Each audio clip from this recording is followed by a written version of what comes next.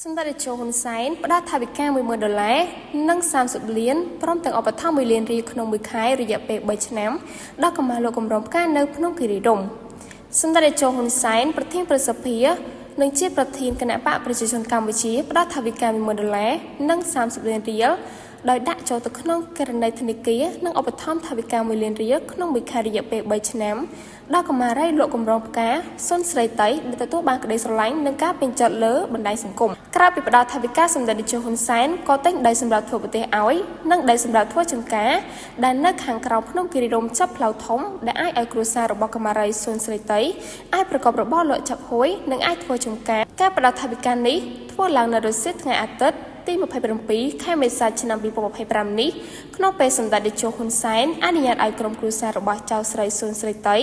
ចៅស្រីតូចលក់ផ្កាចូលជួបនិងបានសួរសុខទុក្ខនៅភូមិក្រឹលតាខ្មៅ